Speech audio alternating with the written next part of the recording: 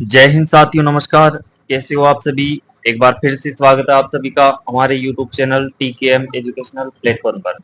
साथियों, रोजाना की तरह आज की इस क्लास में हम देखने वाले हैं बीएसटीसी एग्जाम 2024 से संबंधित कुछ महत्वपूर्ण जीके के प्रश्न। तो जो भी विद्यार्थी बीएसटीसी एग्जाम 2024 की तैयारी कर रहा है, एक बार जरूर देखें और अंत में कमेंट करके जरूर बताएं कि आपके इन प्रश्नों में से कितने सही हो रहे हैं। और साथ ही मैं आपको बता दूं, हमारी आज तक 25 से 30 क्लासें हो चुकी हैं पीछे, तो आप उन क्लासों को भी एक बार जरूर देखें। आपको अधिकांश प्रश्न इन क्लासों के अंदर ही मिल जाएंगे। तो चलिए शुरुआत करते हैं आज की इस क्लास को। तो प्रश्न नंबर 1 है हमारे पास, 13 ताली नृत्य के लिए प्रसिद्ध है। ऑप्शन में क्या दे रखा है हमें? गोगा मेला, तेजा मेला, रामदेवरा मेला या फिर लखी मेला। आपको इन चार ऑप्शनों में से बताना है कि 13 ताली नृत्य के लिए प्रसिद्ध कौन सा मेला प्रसिद्ध है। तो इस प्रश्न का राइट आंसर हो जाएगा आपका ऑप्शन नंबर सी। कौन सा हो जाएगा? ऑप्शन नंबर सी जो है इस प्रश्न का राइट आंसर हो जाएगा। 13 ताली नृत्य के लिए कौन सा मेला प्रसिद्ध है? रामदेव जी का मेला। रामदेव जी का मेला किसके लिए प्रसिद्ध है? 13 ताली नृत्य के लिए प्रसिद्ध है। और हाँ, तो इसका ऑप्शन नंबर सी जो है आपका क्या हो जाएगा? राइट हो जाएगा। अगला प्रश्न है, राजस्थान राज्य अभिलेखागार कहाँ स्थित है? ऑप्शन में क्या दे रखा है? बीकानेर, जैसलमेर, जोधपुर या फिर बाड़मेर के अंदर। तो इस प्रश्न का राइट आंसर हो जाएगा आपका ऑप्शन नंबर ए। कौन सा हो जाएगा? ऑप्शन नंबर ए जो है आपका क्या हो जाएगा? राइट हो जाएगा। राजस्थान राज्य अभिलेखागार का मुख्यालय कहाँ पर स्थित है? तो इसका राइट आंसर हो जाएगा बीकानेर। कहाँ पर है? बीकानेर के अंदर स्थित है। चलते हैं अगले प्रश्न की ओर। अगला प्रश्न है, राजस्थान के कितने राज्यों की सीमाएं राजस्थान से जुड़ती हैं? अब इस प्रश्न के अंदर क्या पूछ रहा है? भारत के कितने राज्यों की सीमाएं राजस्थान से जुड़ती हैं? ऑप्शन में है 7 जिलों की, 6 जिलों की, 5 जिलों की या फिर 4 जिलों की। तो इस प्रश्न के सही आंसर की बात करें तो इस प्रश्न का जो सही आंसर हो जाएगा वो हो जाएगा आपका ऑप्शन नंबर सी। कौन सा हो जाएगा? ऑप्शन नंबर सी इस प्रश्न का क्या हो जाएगा? राइट आंसर हो जाएगा। भारत के साथ कितने राज्य सीमा लगाते हैं? तो वो लगाते हैं 5 राज्य सीमा लगाते हैं। कौन कौन से? पंजाब, हरियाणा, यूपी, एमपी और 5वां है गुजरात।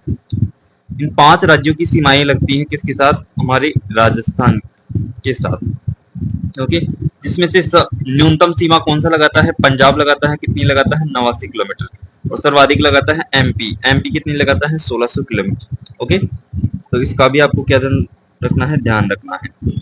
ओके, तो इस प्रश्न का राइट आंसर कौन सा हो जाएगा? ऑप्शन नंबर सी आपका राइट हो जाएगा। चलते हैं अगले प्रश्न की ओर। अगला प्रश्न है, किस शहर को सूर्य नगर के नाम से जाना जाता है?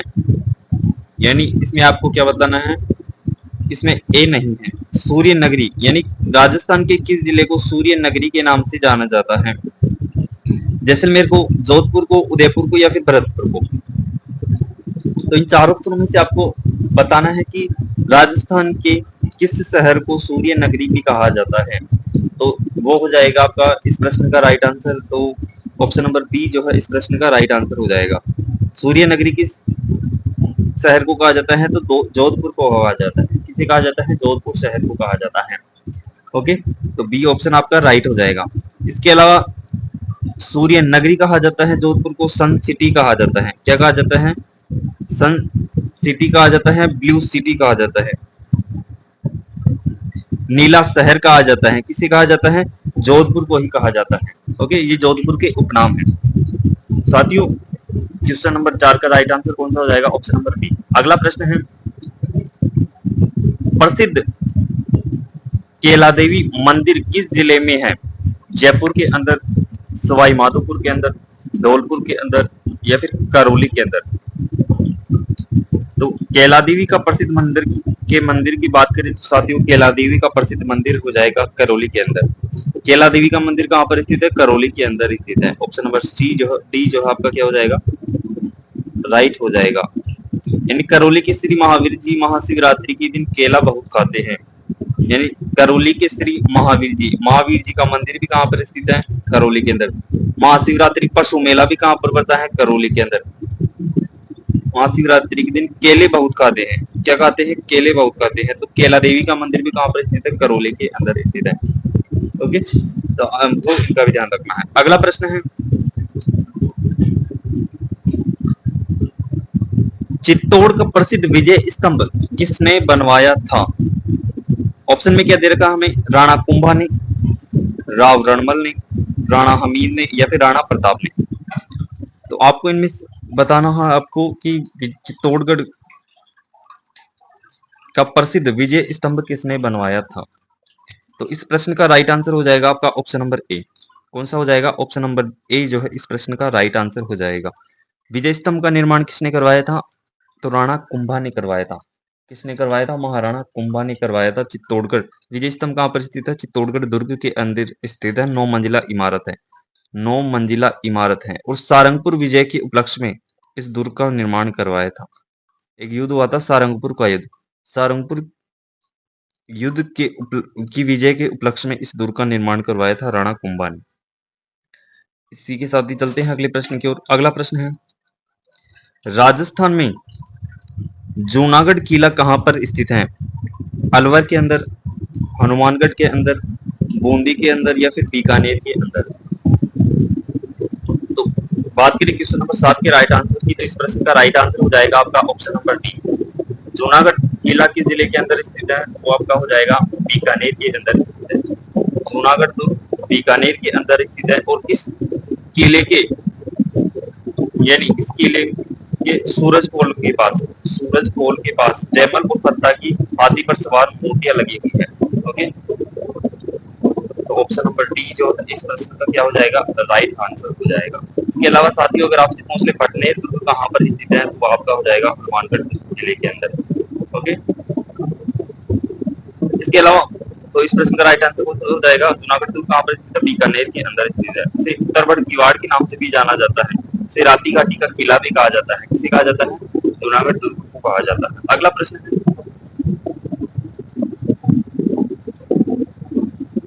क्वेश्चन नंबर 8 क्या है हमारे पास? किस महान नायक ने विदेशी आक्रांता मोहम्मद गोरी के साथ बहादुरी से युद्ध किया और उसे तराइन के महान युद्ध में परास्त किया? यानी राजस्थान का ऐसा कौन सा शासक है जिसने मोहम्मद गोरी के साथ युद्ध किया था और उसे तराइन के युद्ध में क्या किया था? परास्त किया था। किसको? मोहम्मद गोरी को। तो राजस्थान के उस शासक की बात करें तो वो हो जाएंगे आपकी पृथ्वीराज चौहान। कौन से हो जाएंगे? पृथ्वीराज चौहान तृतीय, थर्ड है ये। ओके, ऑप्शन नंबर ए जो है इस प्रश्न का क्या हो जाएगा?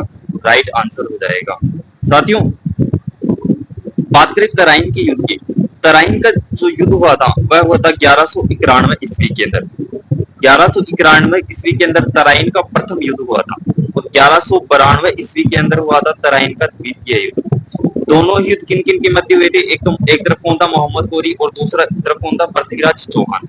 ओके, तो अगर प्रथम युद्ध की बात करें तो साथियों प्रथम युद्ध में किसकी जीत हुई थी? तो पृथ्वीराज चौहान की जीत हुई थी इस प्रथम युद्ध के अंदर। लेकिन अगर द्वितीय युद्ध की बात करें तो द्वितीय युद्ध में जीत हुई थी किसकी? इस मोहम्मद गोरी की जीत हुई थी। ओके, तो इसका आपको क्या रखना है? ध्यान रखना है। तराइन के दो युद्ध लड़े गए थे 1191 ईस्वी के अंदर और 1192 ईस्वी के अंदर। प्रथम युद्ध में किसकी जीत हुई थी? तो पृथ्वीराज चौहान की जीत हुई थी और द्वितीय युद्ध के अंदर मोहम्मद गोरी की जीत हुई थी। ओके, तराइन स्थान हरियाणा के अंदर पड़ता है। तो इस प्रश्न का राइट आंसर कौन सा हो जाएगा? ऑप्शन नंबर ए जो है इस प्रश्न का राइट आंसर हो जाएगा। चलते हैं अगले प्रश्न की ओर। अगला प्रश्न है, सहरिया जनजाति के लोग अधिकतम किस जिले में पाए जाते हैं? डूंगरपुर के अंदर, बांसवाड़ा के अंदर, बारां में या फिर भीलवाड़ा के अंदर।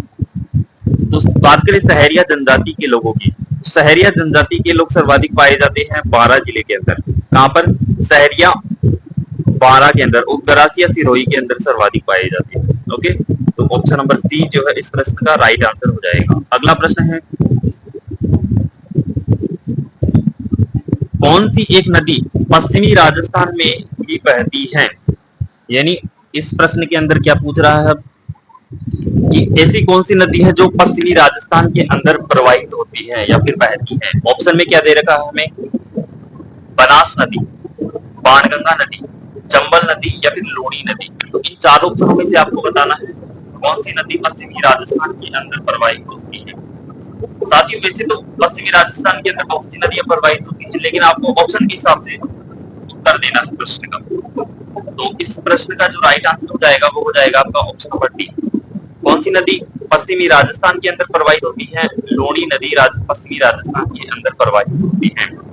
इसे मारवाड़ की गंगा कहा जाता है। क्या कहा जाता है, मारवाड़ की गंगा कहा जाता है। किस नदी को, इस लूणी नदी को कहा जाता है। मीठी खारी कहा जाता है क्योंकि बालोतरा के बाद में इस नदी का पानी क्या हो जाता है, खारा हो जाता है। इसे पश्चिमी राजस्थान की गंगा कहा जाता है। क्या कहा जाता है, पश्चिमी राजस्थान की गंगा कहा जाता है इस नदी को। ओके, तो ये इसके क्या हो जाएंगे, इसके उपनाम हो जाएंगे। अगर आपसे उद्गम पूछ ले इस लूणी नदी का, तो अजमेर की नाग पहाड़ से निकलती है ये लूणी नदी। ओके, तो क्वेश्चन नंबर 10 का राइट आंसर कौन सा हो जाएगा, ऑप्शन नंबर डी जो है इस प्रश्न का राइट आंसर हो जाएगा। चलते हैं इसी के साथ ही अगले प्रश्न की ओर। अगला प्रश्न है, किस दुर्ग का प्रवेश द्वार, किस दुर्ग का प्रवेश द्वार नौलखा दरवाजा के नाम से जाना जाता है। इसमें आपसे क्या पूछ रहा है, नौलखा दरवाजा, यानी किस दुर्ग के प्रवेश द्वार को नौलखा दरवाजा कहा जाता है। जयगढ़ दुर्ग के, रणथंभौर दुर्ग, पटनेर दुर्ग या फिर आमेर दुर्ग के दरवाजे को नौलखा दरवाजा कहा जाता है। तो इन चार दुर्गों में से आपको बताना है किस दुर्ग के दरवाजे को नौलखा दरवाजा कहा जाता है। साथियों बात करें इस प्रश्न के राइट आंसर की, तो इस प्रश्न का जो राइट आंसर हो जाएगा वो हो जाएगा आपका ऑप्शन नंबर बी। कौन सा हो जाएगा, ऑप्शन नंबर बी जो है इस प्रश्न का राइट आंसर हो जाएगा। किस दुर्ग के दरवाजे को, प्रवेश द्वार को नौलखा दरवाजा कहा जाता है, तो रणथंभौर दुर्ग के प्रवेश द्वार को क्या कहा जाता है, नौलखा दरवाजा कहा जाता है। और इस रणथंभौर दुर्ग की बात करें तो रणथंभौर दुर्ग जो है कहां पर स्थित है, तो वो आपका स्थित है सवाई माधोपुर के अंदर। कहां पर है, सवाई माधोपुर के अंदर स्थित है ये रणथंभौर दुर्ग। इस रणथंभौर दुर्ग के अंदर ही त्रिनेत्र गणेश मंदिर है। त्रिनेत्र गणेश मंदिर भी कहां पर स्थित है, तो वो आपके हो जाएंगे इस रणथंभौर दुर्ग के अंदर स्थित है। ओके, तो क्वेश्चन नंबर 11 का राइट आंसर कौन सा हो जाएगा, तो वो आपका हो जाएगा ऑप्शन नंबर बी। चलते हैं अगले प्रश्न की ओर। अगला प्रश्न है, मेवाड़ की आंख किसे कहा जाता है। चित्तौड़गढ़ दुर्ग को, अचलगढ़ दुर्ग को, कुंभलगढ़ दुर्ग को या फिर सज्जनगढ़ दुर्ग को। तो साथियों बात करें मेवाड़ की आंख की, तो मेवाड़ की आंख कहा जाता है कुंभलगढ़ दुर्ग। कुंभलगढ़ दुर्ग के अंदर एक दुर्ग है, कौन सा, कटारगढ़। कटारगढ़ दुर्ग, इस कटारगढ़ दुर्ग को क्या कहा जाता है, तो मेवाड़ की आंख कहा जाता है। और ये कटारगढ़ दुर्ग कहां पर है, इस कुंभलगढ़ दुर्ग के अंदर स्थित है। ओके, तो इस प्रश्न का राइट आंसर कौन सा हो जाएगा, ऑप्शन नंबर सी जो है इस प्रश्न का राइट आंसर हो जाएगा। ओके, 36 किलोमीटर की इसकी दीवार है, यानी इसके चारों ओर क्या है, 36 किलोमीटर की दीवार है। और ये कहा जाता है कि इस दीवार पर 4 घोड़े एक साथ दौड़ सकते हैं। ओके, तो क्वेश्चन नंबर 12 का जो राइट आंसर हो जाएगा साथियों वो हो जाएगा आपका ऑप्शन नंबर सी। अगला प्रश्न है, राजस्थान में चित्तौड़गढ़ के बाद दूसरा सबसे बड़ा लिविंग फोर्ट है।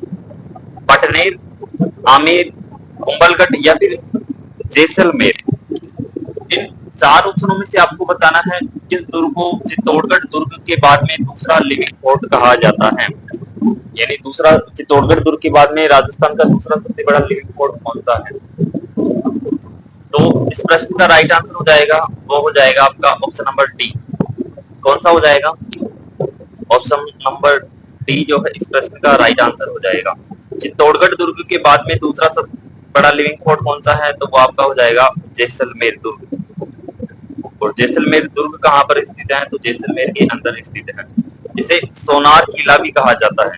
क्या कहा जाता है, सोनारगढ़ किला भी कहा जाता है इस दुर्ग को, जैसलमेर के दुर्ग को। क्यों कहा जाता है, क्योंकि ये पीले पत्थरों से निर्मित है और जब इस किले पर सूर्य की किरणें पड़ती है तो यह किला सोने की तरह चमकता है, इसलिए इसे क्या कहा जाता है, सोनारगढ़ कहा जाता है।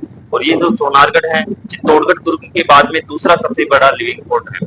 पहला लिविंग फोर्ट कौन सा है? तो चित्तौड़गढ़ दुर्ग है, और दूसरा लिविंग फोर्ट कौन सा है? तो सोनारगढ़ है। तो इस प्रश्न का राइट आंसर कौन सा हो जाएगा? इस प्रश्न का राइट आंसर हो जाएगा आपका ऑप्शन नंबर डी, जैसलमेर दुर्ग जो है राजस्थान का दूसरा सबसे बड़ा लिविंग फोर्ट है। चलते हैं अगले प्रश्न की ओर। अगला प्रश्न है, बसंती नामक किले का निर्माण किसने करवाया था? ऑप्शन में क्या है हमारे पास? राणा सांगा ने, राणा प्रताप ने, राणा कुंभा ने, या फिर चंद्रसेन ने, रावचंद्र सेन ने। तो इस प्रश्न के राइट आंसर की बात करें तो इस प्रश्न का राइट आंसर हो जाएगा आपका ऑप्शन नंबर सी।